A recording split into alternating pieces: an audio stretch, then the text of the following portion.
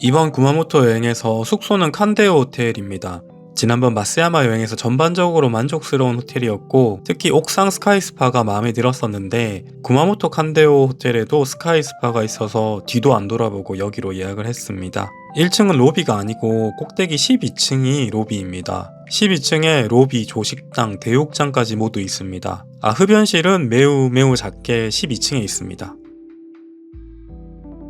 12층에서 체크인을 하고 객실을 배정받고 객실로 들어가는 중입니다. 객실로 내려오실 때 데스크 앞에 있는 면도기, 면도젤, 면봉 같은 필요한 어메니티들은 챙기시고요. 칫솔, 치약은 객실 화장실에 있습니다. 1027호를 배정을 받았고 예약한 객실은 기본 더블룸입니다. 객실이 그렇게 크지 않습니다. TV, 침대, 책상, 창가 소파와 간이 테이블까지 갖춰져 있는데 그냥 시선 한눈에 들어오는 그런 작은 객실입니다.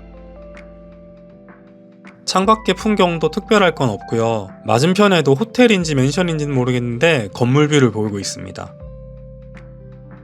대욕장 갈 때 있는 옷 2벌 침대에 있고요. TV가 그래도 작은 객실이지만 사이즈가 큽니다. 여기 호텔이 2022년에 오픈을 해서 그런지 요즘 스타일로 TV를 크게 갖춰놓은 것 같습니다. 물 2개랑 커피포트 그리고 미니 금고와 냉장고 기본적인 것들을 갖춰놓고 있고요.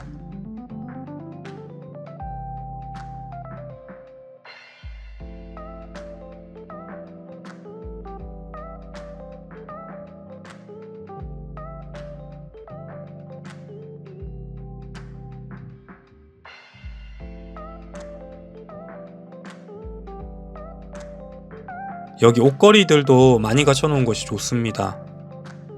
거울에다가 외모 체크 한번 하고 민망한 손짓 한번 흔들고 화장실도 작지만 욕조까지 있는 화장실입니다. 깨끗합니다.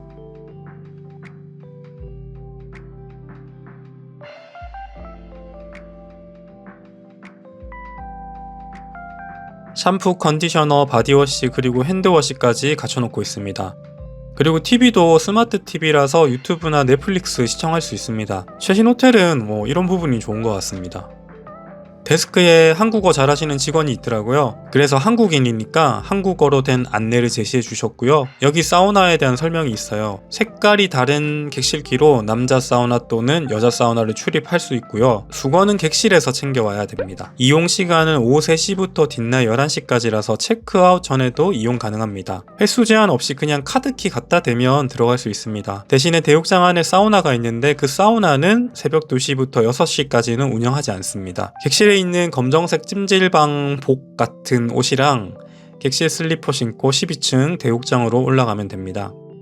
대욕장 소개해 드릴까 하는데요. 남자 대욕장 기준으로 설명을 드리면요. 여기 드라이하는 공간이 있습니다. 지금 거울에 비치는 맞은편에 사물함이 있습니다. 대욕장 안으로 들어가면 먼저 실내 구역인데요. 이렇게 칸막이 형태로 앉아서 씻을 수 있는 공간이 약 20곳 정도 있고요. 샴푸, 린스, 바디워시 모두 다 갖춰놓고 있습니다. 그리고 실내 구역에는 큰 온탕 한 곳이 있습니다. 구마모토 지역이 화산지대라서 호텔들의 대욕장들이 모두 온천수라는 말도 있던데 여기 홈페이지에는 딱히 그런 말은 없는 것 같아서 온천수 같아 보이지는 않았습니다. 오른쪽에 보이는 문으로 나가면 이제 실외 구역입니다. 이게 실외의 모습이고요. 천정이 뚫려있는 그런 구조입니다. 저는 이런 구조만 보면 약간 비 오는 날 비 맞으면서 있고 싶다라는 생각이 많이 들더라고요. 앞에 있는 큰 탕은 온탕이고 오른쪽에 있는 작은 탕은 냉탕입니다. 냉탕이 실외에 있습니다. 엄청 춥습니다. 이건 좀 더 저녁인데요. 이런 조명이 나옵니다. 이쁘더라고요. 온탕은 큰데 냉탕은 해봐야 한 2명, 3명 들어가면 꽉 찰 것 같더라고요. 실외에 이렇게 사우나 구역이 있는데요. 사우나도 작은 사이즈는 아닙니다. 8명 정도는 들어갈 수 있을 것 같고요. 이걸 층이라고 해야 될지 모르겠는데 1층, 2층, 3층까지 앉을 수 있고 밖을 조망할 수도 있습니다. 일본인들 보니까 더우면 앞에 냉탕 구역에서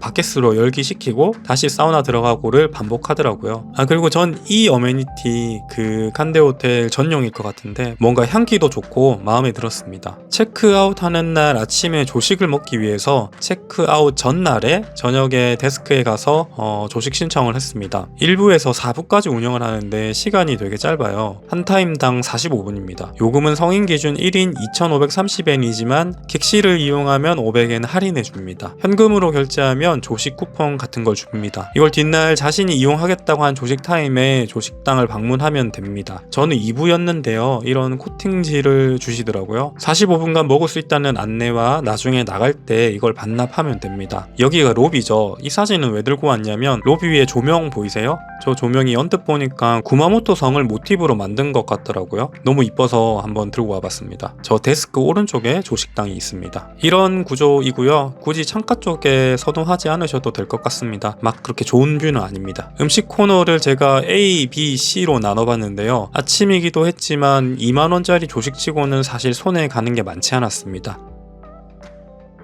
여기가 B구역입니다. 과일류랑 베이커리 같은 디저트가 있습니다. 그리고 따뜻한 음식들, 소세지, 계란찜, 무슨 생선 요리들, 삶은 계란, 계란말이, 멸치, 호박, 감자 이런 좀 씹을 수 있는 류들이 B구역에 있습니다. 사실 B구역이 메인 음식류인 것 같습니다.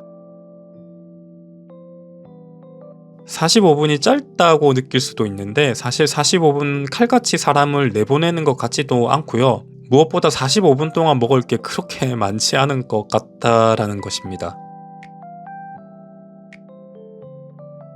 이건 A구역이고요. 나물류, 국, 탕, 밥 이렇게 있고 사람들이 카레를 흰밥에 많이 먹더라고요. 그리고 이건 한 가지 아쉬운 점인데요. 이게 조식당은 아무래도 뷔페식이잖아요. 그러면 접시들을 치워주고 해줘야 되는데 그러지는 않더라고요. 그래서 먹던 접시 위에 또 새로 음식을 들고 오면 또 접시를 올리고 이런 식으로 해야 되니까 그건 좀 별로였던 것 같습니다. 샐러드도 이렇게 갖춰놓고 있습니다.